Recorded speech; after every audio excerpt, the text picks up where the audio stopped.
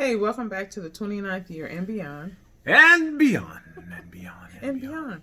Okay, so on day 158, we talked about what's in a vow. Okay. And you shared with the lovely people that it's a declaration. Absolutely. And it is, for better or for worse, for richer or poor, and all that. And then people write their own vows. And we talked And about all of that. And we talked about people going back and revisiting their vows. Okay. And we actually laughed because we had never really gone back and revisited. We still haven't. But with that, I was thinking, with COVID and some people are coming out of the hospitals to their spouses and they're still very sick. Their bodies are tattered and torn. Kidney disorders, heart problems now.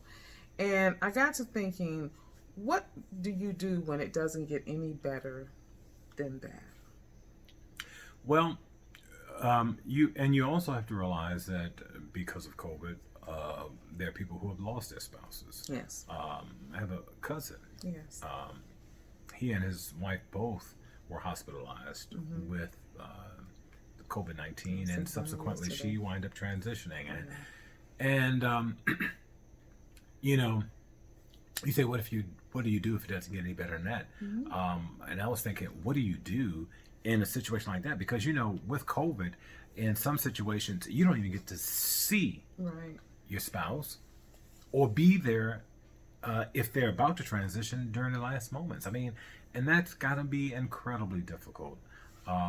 So any number of those things. I mean, if you're in a situation where you can't be together and you're both critically ill, or one is about to transition and you can't be there, or if you are there through and there is an opportunity for recovery, this is what you signed up for in the vows. Yeah, and not just COVID, but for people that have chronic illnesses. You may have a spouse that on day one they were live and vibrant and doing all kinds of things, and year 3, year 4, in some cases less than that, now they're bedridden. These are all things that when you say your wedding vows, you're signing up for. And what I would say is be mindful whether you do traditional wedding vows or whether you want to create your own. Be mindful of what declaration you're making. That's right. What you're declaring to this person in front of witnesses, and most importantly in front of God. And be mindful that it goes beyond more than just words.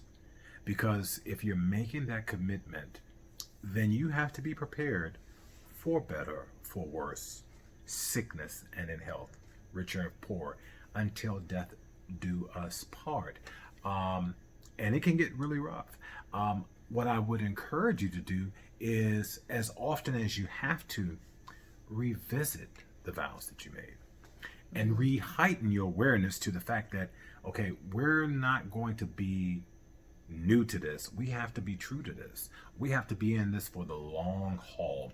And in situations where Gail was saying, if you get into, regardless of what the situation may be, where one is incapacitated or one is really challenged from a health perspective, physically or mentally, absolutely, do what you can to make the journey better for that individual, and by doing so you make the journey better for each of you.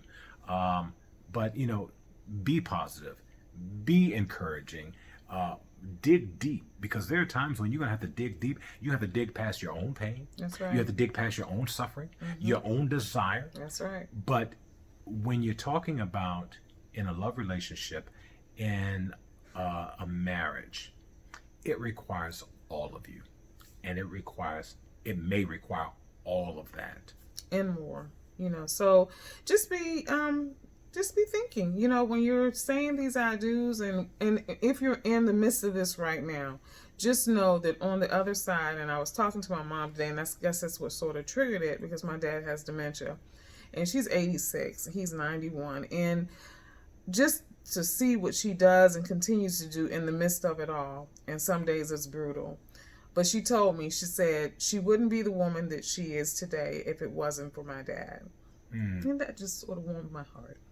Well, you know what? And that's the thing about being in a marriage. You prayerfully should bring out the very best in one another in the good times so that it is definitely a strong foundation through the challenging times. Yeah. Until tomorrow, if the Lord says the same. Bye.